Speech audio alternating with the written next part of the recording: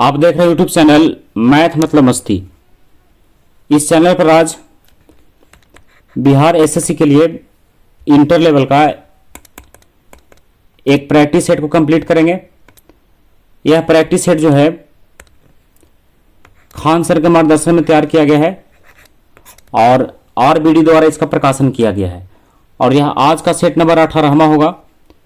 इस वीडियो को पहले तक सेट नंबर 17 तक कंप्लीट किया जा चुका है। आप उन सारे वीडियो को इसी चैनल पर जा करके और इसके प्ले लिस्ट में बड़े आसानी से देख सकते हैं और उसको कंप्लीट कर सकते हैं। तो यह बीएसएससी के लिए सेट तैयार करवाया जा रहा है और इसमें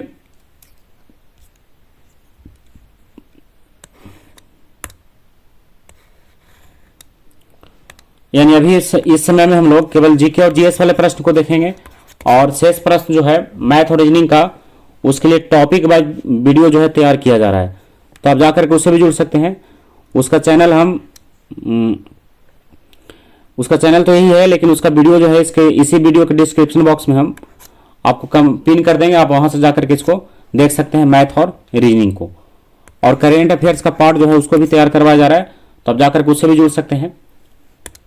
यानी इस चैनल पर लगातार जो है एक पूरे सेट की तैयारी, जैसे math, reasoning, GK, GS, current affairs, सारा यानी टॉपिक जो है कंप्लीट करवाया जा रहा है। बस आप उससे जुड़े रहिए और अपने सारे तैयारी को आगे बढ़ाते रहिए।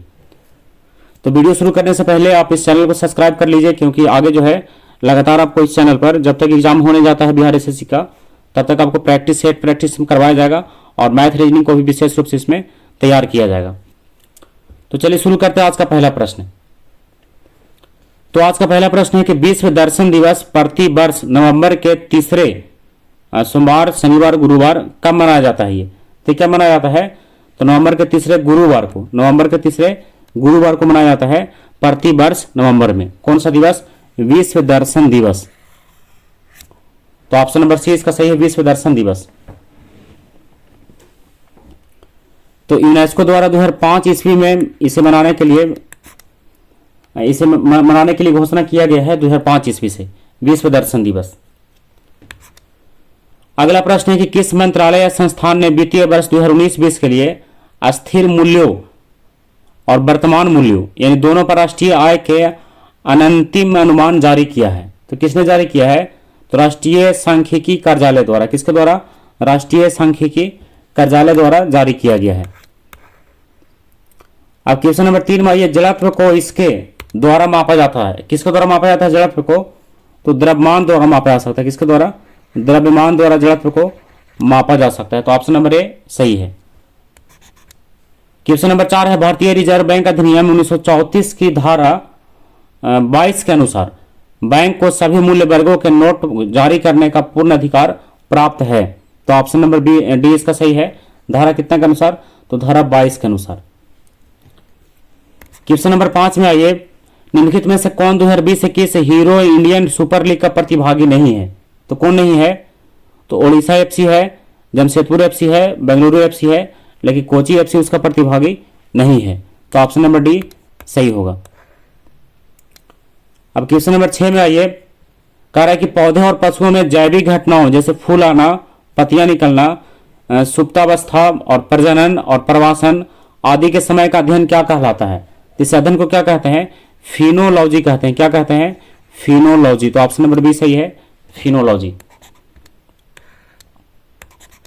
क्वेश्चन नंबर 7 है, भारतीय दंड संहिता की धारा 354 तो यहां पर खाली जगह दे रहा है। तो किसी स्त्री की लज्जा भंग करने के उद्देश्य से उस महिला पर हमला करने या उस पर आपराधिक बल का प्रयोग करने से संबंधित है। धारा कितना?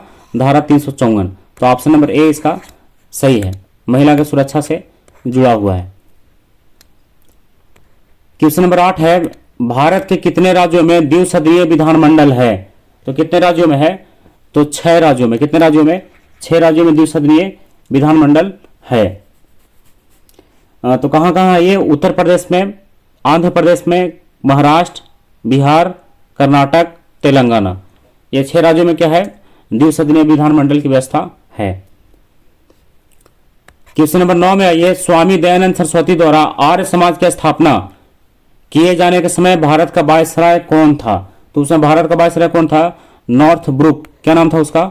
नॉर्थ ब्रुक, जब आर्य समाज की स्थापना किया गया था। अब क्वेश्चन नंबर 10 में आइए। 10वां प्रश्न है,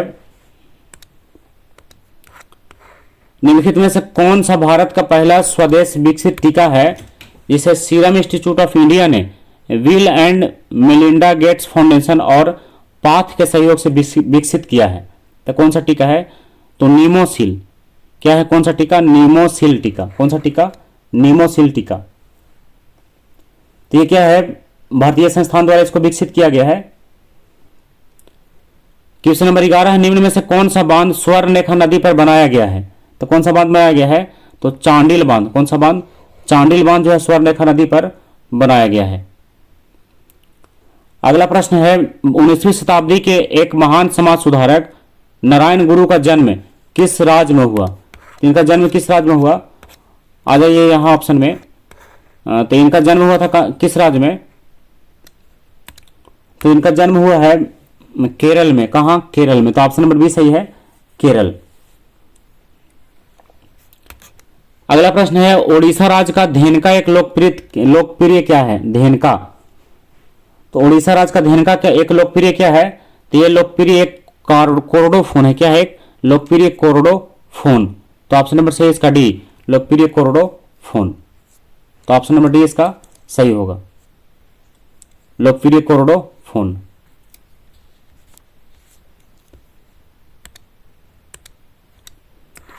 अब आइए क्वेश्चन नंबर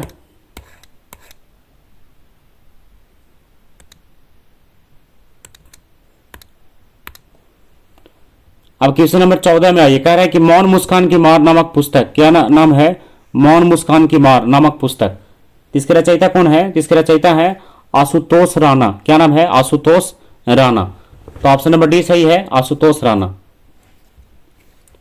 अगला प्रश्न है, निम्नलिखित में से कौन भारत का एक गोला फेंक खिलाड़ी है? तो भारत का एक गोला फेंक खिलाड़ी कौन है? तो तेजिंदर पाल सिंह तूर। क्या नाम है? तेजिंदर पाल सिंह तूर। और ये कहां के रहने वाले हैं? ये पंजाब के रहने वाले हैं। अब अगला प्रश्न है क्वेश्चन नंबर 16, कह रहा है ब्रेन फिंगर प्रिंटिंग के बारे में इनमें से कौन सा कथन सही नहीं है? देखिए कौन सा कथन सही नहीं है। इसमें सही नहीं है सी वाला, कि जांच में अभियुक्त के साथ प्रश्नोत्तर सत्र शामिल होता है। ये इसमें क्या है?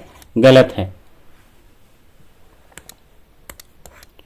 अब आइए क्वेश्चन नंबर 17 में, निम्नलिखित में से कौन सी भारतीय मलिन बस्ती विश्व की सबसे बड़ी मलिन बस्तियों में से एक है? तो कौन सा है? तो यह है धारावी। कौन सा है? धारावी। तो ऑप्शन नंबर डी सही है, धारावी। अब आइए क्वेश्चन नंबर 17 तो हो गया, धारावी इसका आंसर होगा। धारावी भारत की सबसे मलिन बस्तियों में शामिल है ये धारावी। अब आइए क्वेश्चन नंबर 18 में। तो 18 का प्रश्न है, कृषि की उस शाखा को क्या कहा जाता है जो बागानी फसलों समानता फल सब्जी और सजावटी पौधों से संबंधित है? तो क्या कहा जाता है इसको? बागवानी में रखा जाता है। किसमें? बागवानी में।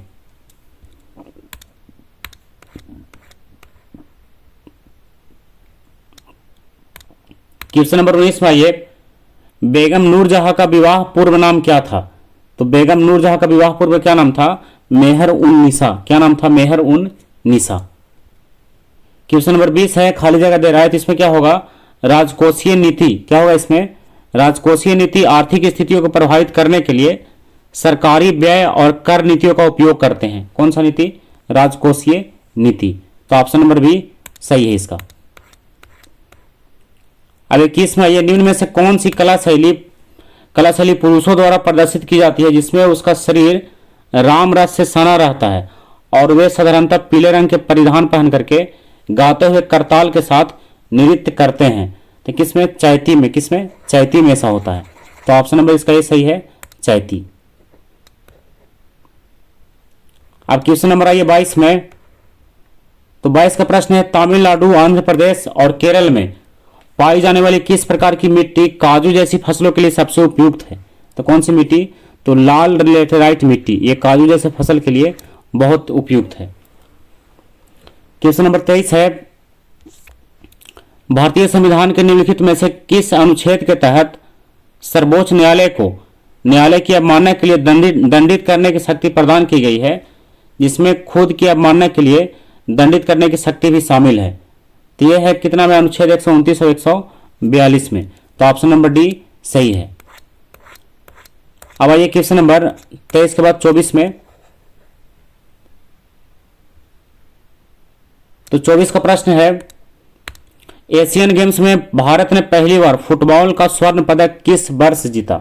एशियन गेम्स में तो कब जीता था? 1951 में जीता है। कब जीता? 1951 में। और 1951 में ही भारत ने फुटबॉल का प्रथम स्वर्ण पदक भी जीता था। 1951 में क्या हुआ? तो भारत द्वारा 1951 में मेजबानी भी किया गया था और 1951 में ही फुटबॉल का स्वर्ण पदक जीता था। तो दो ऑप्शन यहां पर, यानी 1951 से 2 जुड़ा हुआ रहस्य है। 25 है, पावोक्रिस्टेटस को समानतः किसके रूप में जाना जाता है? तो पावोक्रिस्टेटस को किसके रूप में जाना जाता है? तो मोर के रूप में। किसके रूप में? मोर के रूप में, पावोक्रिस्टेटस। इसका वैज्ञानिक नाम है, मोर का वैज्ञानिक नाम क्या है? पावोक्रिस्टेटस। 26 निम्नलिखित में से क्या ठोस अपशिष्ट का जैव अपघटनीय रूप है? तो क्या है? कंपोस्ट है। क्या है? कंपोस्ट। तो ऑप्शन नंबर ए सही है, कंपोस्ट। 27 में ये नालंदा और विक्रमशिला विश्वविद्यालय के संस्थापक निम्नलिखित में से कौन थे? तो कौन थे? तो धर्मपाल थे। कौन? धर्मपाल। नालंदा और विक्रमशिला विश्वविद्यालय के संस्थापक कौन थे? धर्मपाल थे। अब आते हैं क्वेश्चन नंबर 28 में। 2014 में इंडियन डेयरी एसोसिएशन द्वारा शुरू किया गया राष्ट्रीय दूध दिवस कब मनाया जाता है? तो कब मनाया जाता है? 26 नवंबर को। कब मनाया जाता है? 26 नवंबर। तो ऑप्शन नंबर बी सही है, 26 नवंबर। 29 में ये तमिलनाडु या तमिलनाडु जनजाति द्वारा मनाया जाने वाला त्योहार है। तो ये जो है किस जनजाति द्वारा मनाया जाता है? तो किस जनजाति द्वारा मनाया जाता है? तो मिसमी जनजाति द्वारा। किस जनजाति द्वारा? मिसमी। यह हिमालय क्षेत्र में निवास करने वाली जनजाति है, मिसमी जनजाति। तमिलनाडु त्योहार इन लोग मनाता है। अगला है, संयुक्त राष्ट्र के खाद्य और कृषि संगठन ने वर्ष कितना में कुटनाड के समुद्र तल से नीचे की कृषि प्रणाली को वैश्विक रूप से महत्वपूर्ण कृषि विरासत प्रणाली घोषित किया है? तो कब का? 2013 से। कब से? 2013 में। अगला प्रश्न है, द एम्परर्स न्यू क्लॉथ्स किसको द्वारा लिखा गया बाल कथा है? इसके लेखक कौन है? इसके लेखक हैं हेंस क्रिश्चियन एंडरसन। कौन है? Hence Christian Anderson. तो ऑप्शन नंबर डी इसका सही है। अगला प्रश्न है क्वेश्चन नंबर 32 में, राष्ट्रीय नमक सत्याग्रह स्मारक कहाँ स्थित है? राष्ट्रीय नमक सत्याग्रह स्मारक तो ये कहाँ है? तो ये गुजरात में है। कहाँ है ये? गुजरात में। 33 में ये, भारत में ब्रिटिश शासन के दौरान निम्नलिखित में से किसने रैयतवाड़ी व्यवस्था की शुरुआत की थी? तो किसने किया था? तो कैप्टन अलेक्जेंडर रीड ने। किसने? कैप्टन अलेक्जेंडर रीड ने। 34 भारतीय संविधान में द्विसदनीय प्रणाली किस देश से ली गई है? तो कहां से लिया गया है? यूनाइटेड किंगडम से। कहां से? यूनाइटेड किंगडम से। कौन प्रणाली? द्विसदनीय प्रणाली। तो ऑप्शन नंबर डी सही है, यूनाइटेड किंगडम। क्वेश्चन नंबर 35 है, इनमें से कौन सा बैंक पूंजीकरण की समस्या से ग्रस्त था और बाद में भारत रिजर्व बैंक ने 2020 में उसका प्रबंधन संभाल लिया? तो कौन सा बैंक जो है पूंजीकरण की समस्या से ग्रस्त था? तो कौन सा बैंक था? तो यस बैंक। कौन सा बैंक? Yes bank. तो ये 2020 से इसका प्रबंधन कौन देख रहा है? भारतीय रिजर्व बैंक, आरबीआई, जिसको बैंकों का बैंक भी कहा जाता है। इसका मुख्यालय जो है कहाँ है? मुंबई में है। 36 अंतर्राष्ट्रीय हॉकी टीम के कप्तान बनने वाले पहले गोलकीपर निम्न में से कौन थे? तो कौन थे? तो शंकर लक्ष्मण। कौन थे? शंकर लक्ष्मण अंतर्राष्ट्रीय हॉकी क्रिकेट टीम के कप्तान बनने वाले पहले गोलकीपर थे, शंकर लक्ष्मण। क्वेश्चन नंबर 37 में आइए, कलकत्ता में भारतीय संग्रहालय की स्थापना निम्न में से किस वर्ष की गई थी? तो कब किया गया था? तो 1814 में। कब किया गया था? 1814। तो ऑप्शन नंबर सी सही है। 38 है, अपने महानिर्वाण से पहले बुद्ध ने अंतिम उपदेश कहाँ दिया था? तो कहाँ दिया था? तो वैशाली में। कहाँ? वैशाली। तो ऑप्शन नंबर ए सही है, वैशाली में।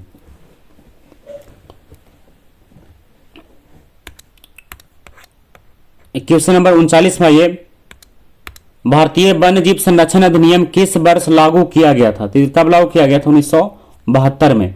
भारतीय वन्य जीव संरक्षण अधिनियम 1972, 9 सितंबर 1972 को इसे लागू किया गया है। अब 39 के बाद 40 में आते हैं। तो देखिए 40 का प्रश्न है,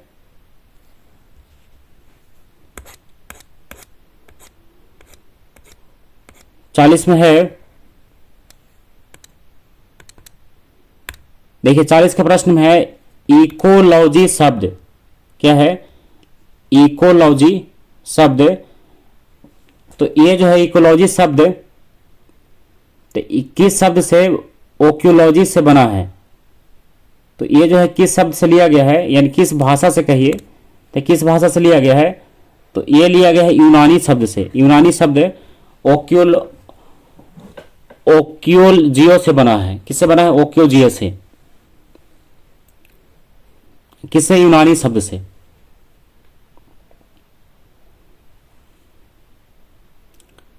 इकतालीस इनमें से किस राज्य ने आदिवासी बच्चों के लिए भोजन की गुणवत्ता का आकलन करने के लिए एआई मिशन स्थापित किया है? तो किस राज्य ने किया है? तो महाराष्ट्र ने। किसने? महाराष्ट्र ने। 42 से प्रधानमंत्री नरेंद्र मोदी ने हाल ही में किस शहर में देश की पहले जल मेट्रो को हरी झंडी दिखाई है? तो किस में? कौन शहर में? कोची में। कहां? कोची। तो ऑप्शन नंबर डी सही है, कोची। क्वेश्चन नंबर 43 है, विश्व बैंक की रसद प्रदर्शन सूचकांक 2023 में भारत का रैंक कितना है? इसमें भारत का रैंक है 38वां। कितना है भारत का रैंक? 38वां। तो ऑप्शन नंबर बी सही है, 38वां। 44 से भारत ने संगठन की अपनी साल भर की अध्यक्षता के हिस्से के रूप में विकास के पथ पर एकता के प्रतीक के रूप में किस शहर में एक G20 पार्क विकसित करने का प्रस्ताव दिया है? तो किस शहर में? तो इसका सही उत्तर है कहां? नई दिल्ली में। कहां? नई दिल्ली। तो ऑप्शन नंबर बी सही है, नई दिल्ली। अब 45 में, ये भारतीय राष्ट्रीय राजमार्ग प्राधिकरण किस वित्तीय वर्ष तक पूरे भारत में लगभग 10,000 किलोमीटर ऑप्टिक फाइबर केबल बुनियादी ढांचा विकसित करने की तैयारी कर रहा है? तो किस वर्ष तक? तो इसका सही उत्तर है 2025 तक। तो ऑप्शन नंबर बी सही है, 2025। अब 46 में, ये अंतालिया तुर्की में तीरंदाजी विश्व कप 2023 स्टेज 1 में 2 स्वर्ण पदक किसने जीता है? तो 2 स्वर्ण पदक किसने जीता है? तो ज्योति सुरेखा वेनम ने। किसने? ज्योति सुरेखा वेनम। तो ऑप्शन नंबर सी इसका सही उत्तर है। 47 में, ये राष्ट्रीय तकनीकी अनुसंधान संगठन NTRO के नए अध्यक्ष कौन है? इसका नया अध्यक्ष कौन है? अरुण सिन्हा। कौन है? अरुण सिन्हा। तो ऑप्शन नंबर बी सही है, अरुण सिन्हा। 48 में, ये वीरता पुरस्कार से सम्मानित होने वाली भारतीय वायुसेना की पहली महिला अधिकारी कौन है? तो कौन है? तो दीपिका मिश्रा, वीरता सम्मान से सम्मानित होने वाली पहली महिला अधिकारी। 49 राष्ट्रीय चिकित्सा आयोग NMC ने किस पूर्वोत्तर राज्य में पहले मेडिकल कॉलेज की स्थापना को मंजूरी दिया है? तो क्या कहां? तो सिक्किम नहीं, कहां? ये नागालैंड में। कहां? नागालैंड में मंजूरी दिया है। तो ऑप्शन नंबर सी सही है। 50 है, किस राज्य सरकार ने राज्य में खेल संस्कृति को पुनर्जीवित करने के लिए एक पंचायत एक खेल का मैदान परियोजना शुरू किया है? एक पंचायत एक खेल, तो किसने शुरू किया है? तो केरल ने शुरू किया है। किसने? केरल। तो ऑप्शन नंबर डी सही है इसका, केरल। 51 में, ये घेंघा का विकार किसकी कमी से होता है? यानी घेंघा रोग किसकी कमी से होता है? तो आयोडीन की कमी से होता है। कौन सा रोग? घेंघा रोग। अब आइए क्वेश्चन नंबर 52 में, मृतपोषी पोषण क्या है? मृतपोषी पोषण क्या है? तो ये क्या है? तो जीव अपना भोजन मृत एवं क्षयकारी पदार्थ से प्राप्त करता है। ये क्या है? मृतपोषी पोषण है। तो ऑप्शन नंबर इसका डी जो है सही है। 53वां, ये इनमें से किस रोग से पीड़ित रोगी नेत्रदान कर सकते हैं? तो किस रोग से पीड़ित? तो मधुमेह रोग से पीड़ित अगर रोगी है तो भी अपना नेत्रदान कर सकता है। 54 है, रोगजनक सूक्ष्मजीवों की वृद्धि को रोकने वाली दवाओं को क्या कहा जाता है? तो ऐसे दवाओं क्या क्या कहा जाता है? एंटीबायोटिक्स। क्या कहते हैं? एंटीबायोटिक्स। जो रोगजनक जो सूक्ष्मजीव है उसको रोकता है। अब 54 के बाद 55 में आइए। तो 55 का प्रश्न है, national centre for super computing applications द्वारा विकसित पहला वेब ब्राउजर कौन सा था? तो पहला वेब ब्राउजर था मोजैक। क्या नाम था उसका? Mosaic. National centre for super computing application द्वारा विकसित किया गया था पहला वेब ब्राउजर मोजैक। 56 है, कंप्यूटर पर रिमोट लॉगिन की सुविधा कौन प्रदान करता है? तो कौन प्रदान करता है? टेलनेट। क्या नाम है उसका? टेलनेट। तो ऑप्शन नंबर डी सही है, टेलनेट। अब ये 57 में धनावेशित आयन को क्या कहा जाता है? धन आयन कहा जाता है। क्या कहा जाता है? धन आयन। धनावेशित आयन धन आयन। क्वेश्चन नंबर 58 है, श्वसन तंत्र से संबंधित विभिन्न रोग किस प्रकार के प्रदूषण के कारण होते हैं? तो किसके कारण होते हैं? तो वायु प्रदूषण। श्वसन तंत्र में कौन सा प्रदूषण होगा? वायु प्रदूषण। 59 है, उस तत्व का नाम बताइए जिसका इलेक्ट्रॉनिक विन्यास 2 8 7 है। तो सबको जोड़ दीजिए, 2 8 10 यानी और 7 17। तो 17 किसका है? तो 17 होता है क्लोरीन का। तो ऑप्शन नंबर सी सही है, क्लोरीन। 60 में निम्नलिखित में से कौन सा कार्बन का एक अपरूप है? तो कार्बन का एक अपरूप कौन है? हीरा है। कौन है? कार्बन का एक अपरूप हीरा। अब आइए क्वेश्चन नंबर 61 में, निम्नलिखित में से कौन असंक्रामक रोग का उदाहरण है? तो असंक्रामक रोग का उदाहरण कौन है? तो उच्च रक्तचाप है। कौन? उच्च रक्तचाप। ये क्या है? असंक्रामक रोग है, उच्च रक्तचाप यानी हाई ब्लड प्रेशर। 62 में आइए, कह रहा है कि वेबसाइट द्वारा बनाई गई एक छोटी टेक्स्ट फाइल जो सत्र के लिए अस्थायी रूप से उपयोगकर्ता के कंप्यूटर में संग्रहित होती है, तो इसे क्या कहते हैं? तो इसे कहते हैं क्या? कुकी कहते हैं। क्या कहते हैं इसे? कुकी। तो ऑप्शन नंबर सी सही उत्तर है। अब 63 है, निम्नलिखित में से किन पौधों से रक्तचाप का उपचार किया जाता है? तो रक्तचाप यानी ब्लड प्रेशर का उपचार किससे किया जाता है? तो सर्पगंधा पौधे से। किससे? सर्पगंधा पौधे से ब्लड प्रेशर का उपचार किया जाता है। अगला प्रश्न है, ग्लूकोज के अणु। तो ग्लूकोज के अणु क्या होते हैं? पायरुबिक एसिड में टूटते हैं। किसमें टूटते हैं? पायरुबिक एसिड में। तो ऑप्शन नंबर बी सही है। 65 में आइए, गति के 3 नियम इनमें से किसके द्वारा प्रतिपादित किया गया है? यानी गति का 3 नियम किसने दिया है? तो किसने दिया है? न्यूटन ने। किसने? न्यूटन ने गति का 3 नियम दिया है। प्रथम, द्वितीय, तृतीय के नाम से जाना जाता है। ग्रीन हाउस गैसों का सबसे बड़ा उत्सर्जक क्षेत्र कौन सा है? तो कौन सा है? तो ऊर्जा क्षेत्र से क्या होता है? ऊर्जा वाले क्षेत्र से ग्रीन हाउस गैस का बहुत बड़ा मात्रा में उत्पादन होता है यानी उत्सर्जन होता है। 67 है, प्रकाश संश्लेषण के लिए किस गैस की आवश्यकता होती है? तो किसका आवश्यकता होता है? तो कार्बन डाइऑक्साइड का। तो ऑप्शन नंबर सी सही है, कार्बन डाइऑक्साइड। किसके लिए? प्रकाश संश्लेषण के लिए। 68 में आइए, रेशम।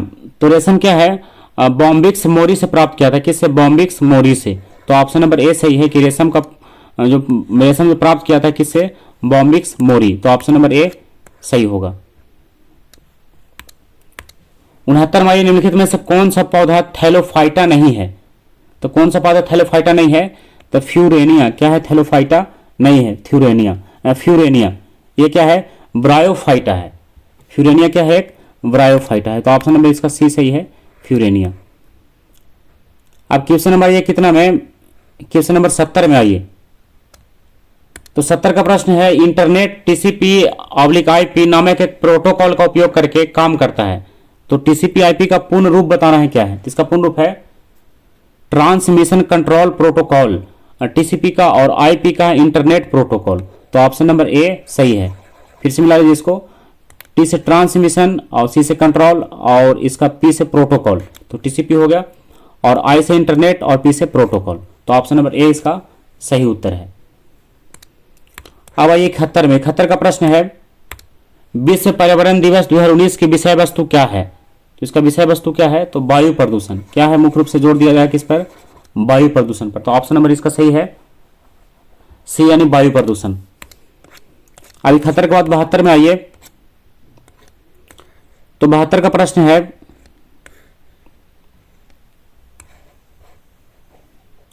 देखिए, कह रहा है कि स्वच्छ भारत मिशन शुरू किया गया। कब शुरू किया गया?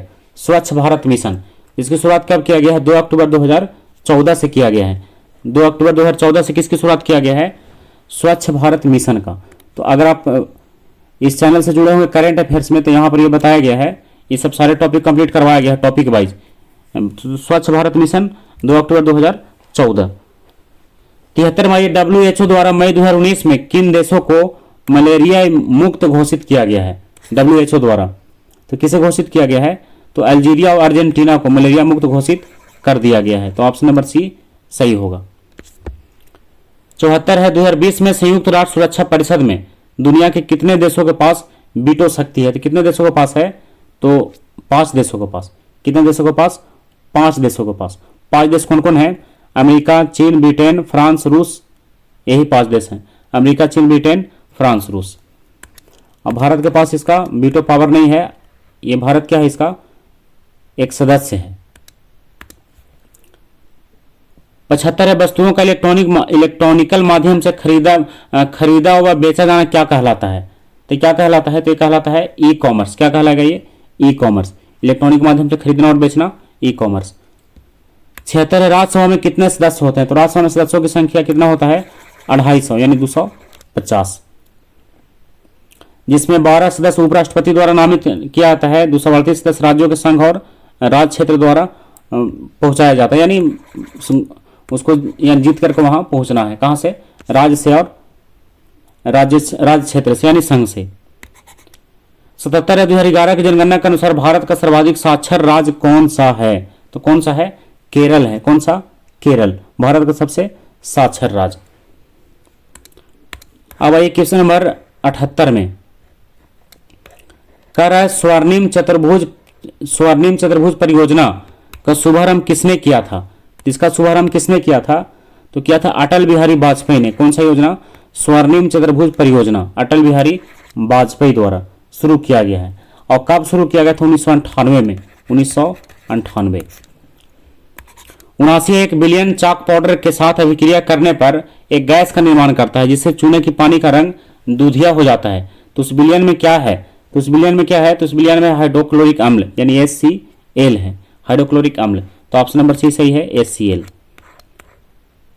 अब 80वां निम्नलिखित में से किस राज्य ने महिला उन्मुखीकरण समुदाय आधारित गरीबी उन्मूलन कार्यक्रम, क्या नाम है कार्यक्रम का? कुटुंबाश्री को लागू किया है।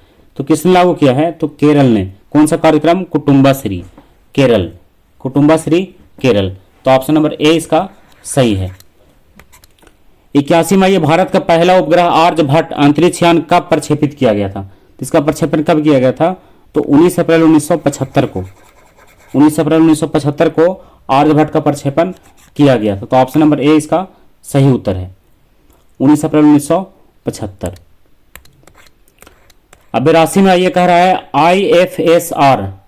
तो ISFR में इसके रिपोर्ट के अनुसार भारत का कुल वन क्षेत्र कितना है? तो भारत का कुल वन क्षेत्र कितना है? तो कुल भौगोलिक क्षेत्र का लगभग 21%। तो ऑप्शन नंबर ए इसका सही है, लगभग 21%, कुल भौगोलिक क्षेत्र का 21%। 83वां ये निम्नलिखित में से भूतपूर्व आंध्र प्रदेश का शास्त्रीय नृत्य कौन सा है? तो कौन सा है? तो कुचिपुड़ी। क्या है? कुचिपुड़ी। तो कुचिपुड़ी भारत की एक प्रसिद्ध नृत्य शैली है। आंध्र प्रदेश का क्या है? ये शास्त्रीय नृत्य है, भूतपूर्व। अब आइए क्वेश्चन नंबर 84 में बेटी बचाओ बेटी पढ़ाओ योजना किस वर्ष शुरू किया गया? इसकी शुरुआत कब किया गया है? बेटी बचाओ बेटी पढ़ाओ का इसका शुरुआत किया गया 2015 में। कब? 2015 में। और कहां से किया गया है? हरियाणा से। और शुरुआत किसने किया है? इसका उद्घाटन किया था मुख्यमंत्री बोल रहे हैं, प्रधानमंत्री नरेंद्र मोदी ने। 85 है कंप्यूटर फील्ड में OLE का विस्तारित रूप। देखिए किसका? OLE का फुल फॉर्म क्या है? इसका फुल फॉर्म है ऑब्जेक्ट लिंकिंग एंड एम्बेडिंग। क्या है? Object linking and embedding. तो ऑप्शन नंबर डी इसका सही है, OLE, object linking and embedding. तो बस आज के लिए लास्ट प्रश्न है क्वेश्चन नंबर 85। तो ये सेट नंबर कितना था? सेट नंबर 18 था ये। तो आज के लिए सेट नंबर 18 कंप्लीट हो गया। अगले सेट में हम लोग फिर से देखेंगे सेट नंबर 19 को। और अगर आप इसमें मैथ और रीजनिंग का भी टॉपिक कंप्लीट करना चाहते हैं तो उसके लिए आप इसी वीडियो के डिस्क्रिप्शन में जा करके और वहां से उसका वीडियो जो है प्राप्त कर सकते हैं। और अभी तक अगर आप इस चैनल को सब्सक्राइब नहीं किए हैं उसको सब्सक्राइब कर लीजिए, क्योंकि जब तक बिहार एसएससी का एग्जाम हो नहीं जाता है तब तक इस चैनल पर लगातार जो है प्रैक्टिस सेट कंप्लीट करवाया जाएगा। तो अगला सेट होगा इसी का सेट नंबर 19। तब तक के लिए बाय।